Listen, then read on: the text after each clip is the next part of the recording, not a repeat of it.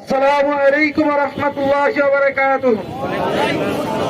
সংগ্রামী উপস্থিত জনতা, আমরা সবাই জানি বাংলাদেশ জামায়াত ইসলামী আজকের যে পর্যায়ে এসে উপস্থিত হয়েছে, এ পথ আসতে গিয়ে তাদেরকে অনেক ত্যাগ এবং কুরবানির নজরানা পেশ করতে হয়েছে।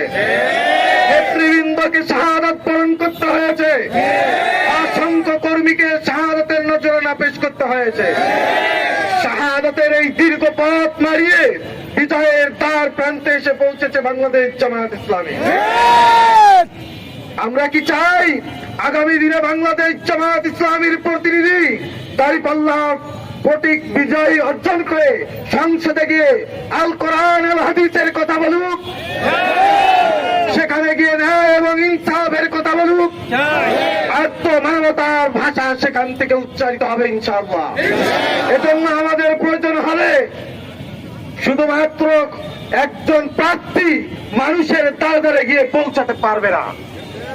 আমরা যারা এখানে উপস্থিত হয়েছি, আমরা প্রত্যেকেই দাঁড়িপাল্লার এক একজন প্রার্থী হয়ে যাব ইনশাআল্লাহ।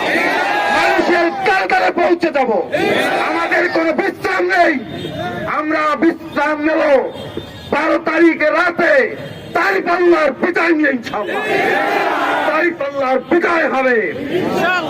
আমি ন্যায়, ইনসাফ এবং সাহসের সেই স্লোগান দিয়ে আমার বক্তব্য শেষ করছি। নারে তাকবীর, নারে তাকবীর, ন্যায় ইনসাফের প্রতীক দাঁড়িপাল্লা।